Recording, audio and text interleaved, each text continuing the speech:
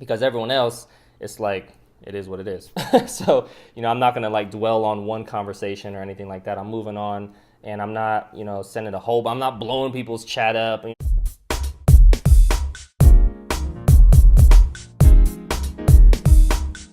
What's going on? It's Lance McGowan here, and today this is part 3 of the Shapr app conversation overview series that I'm doing. So hopefully you can learn some best practices and mistakes to avoid in your own business, or whether you're an executive, entrepreneur, or you're an employee, you can apply something from today's video. Shapr is a way to develop more meaningful relationships with people online, specifically business professionals or working professionals in your local area. And it's an app on your phone. I will have the link in the description so you can check that out. I've been using it since last year, 2018, like in July, because I was introduced to the Shapr app by one of my clients. And it's just a cool way to supplement what I already do with regards to networking at local events in my area here in Las Vegas. And so without further ado, we're going to get into today's conversation. If you can extract a learning or a mistake to avoid, awesome. That's the goal of today's video. Otherwise, I'll have some resources towards the end you can use to apply to your future conversations or your current conversations so you can be a better version of yourself in your own, business or employer who you work for. All right, so the conversation I'm going to cover for today is with Li-Fang, okay? And she was from Japan. So she was, shout out to all the Japan people. So we got international. So usually, you get matched up with somebody local, but, sometimes you don't, and you get somebody from another country. It's all good. It's all good. And her power hashtags, because that's one way that you can put in your profile. I'm just reading off here. Entrepreneurship, hashtag business owner, hashtag recruiting, hashtag partner, hashtag mindset. Her current goals, just grow her business. That's her goals, because you can kind of set that in your profile. And then her description for her profile says, I want to find partner and friend to grow together. All right, that's cool. That's what's up. All right, so she says here, all right, did she start off with? Okay, so this was interesting because she actually started the chat once we both matched. So you swipe right to match with somebody, and, based on, if they meet what you're looking for in general. And she started the conversation. She says, hey, Lance, nice to meet you. Would you like to chat? I'm like, okay, interesting. She initiated. I said, hey, Li-Fang, that would be great. What qualities would your ideal clients or customers have? All right. And so I'm reading this off from my desktop. Obviously, you can view this on your phone as well on your app, but it's just easier because I'm using my phone to film, but I'm using the desktop to, okay. She says, hi, Lance. I happen to be in Las Vegas attending a convention. We could chat on the phone first. My cell is, so she gave her cell phone number. How about yours? Okay, so she just straight to the chase. She's like, look, enough of the chit chat, small talk. Let's hop on the phone.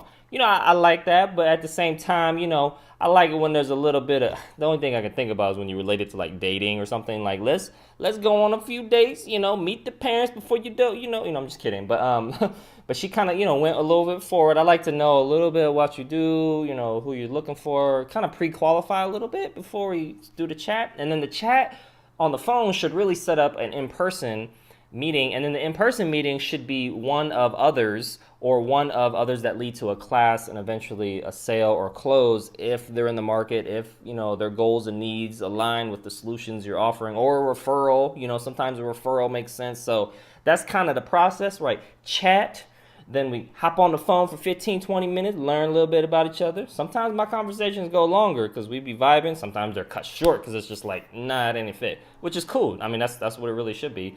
Either way. And then, an in-person meeting, and then a class or future meetings to kind of, figure stuff out. All right, I said that can work as well. What day works best for you this week or next week? So I was just like, okay, cool. I'll go with what she suggested, which was chatting on the phone.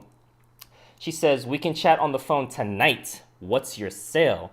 Okay, so she kind of was like, look, okay, so she had sent that like at 7:10 p.m. Like, I usually don't talk to people same day because I got stuff I'm doing with work and YouTube videos and clients and all this other stuff. So I like to schedule stuff out at least a day or two in advance because I need to, plan for stuff. If I take this commitment of talking to her and it happens to go longer than what we expected, then I could potentially not meet one of my other commitments. So I like to plan things out a little bit more in advance, like, again, the next day or two. That's just a personal preference of mine, but, I mean, you could be different. But anyways, I said, hello, I had another commitment last night. So actually, that happened, right? I couldn't respond or do anything that night.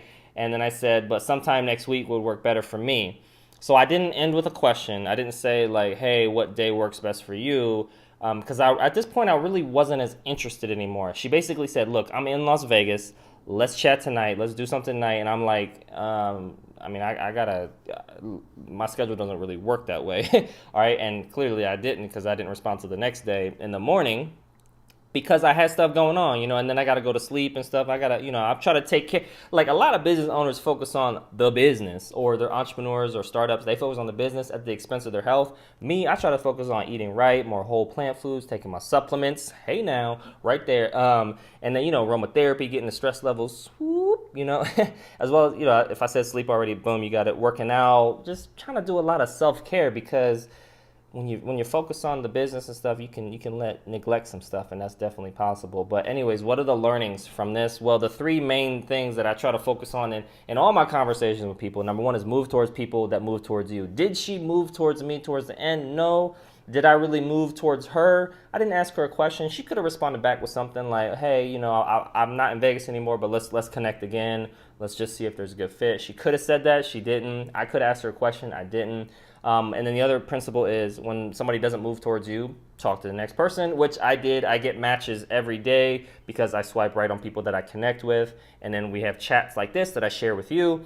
And then the third principle is, some will, some won't. So what? Someone's waiting. And if you watch my previous videos, I'm just primarily focused on the some wills, and the some are waiting, because everyone else, it's like, it is what it is. So, I'm not going to like dwell on one conversation or anything like that. I'm moving on, and I'm not, sending I'm not blowing people's chat up. It's just like, I get enough, again, matches on Shapr. And again, Shapr is for business professionals to connect with business professionals, whether you want mentorship, a job, you're hiring, if you're looking for customers to grow your business. There's lots of different things, and it's just a really great way to connect with people online. And I just use it to supplement, again, my in-person networking, and it works out. It works out great. So thanks for watching today's video. Hopefully you got some learnings out of this. There are a couple resources I want to share with you real quick. StrengthsFinder 2.0, learn about yourself. Link will be in the description below, so you can buy that. And it'll give you your top 5 strengths. You just take a test. So the more you learn about yourself, the better you can interact with others. And the other resource is GoPro from Eric Worre, as well as his documentary, Rise of the Entrepreneur. I'll have those links in the description below as well. So this is if you're in network marketing, but you can still learn from, the principles with regards to, any sales related role. And Eric Worre just says that network marketing isn't perfect, it's just better. And whether you agree or disagree with that, he provides the reasons why. Hit the like button if you enjoyed today's video. Hit subscribe for future video updates. And make sure to watch the other videos in my Shapr app series, so you can learn best practices or mistakes to avoid. And I'll see you in the next video.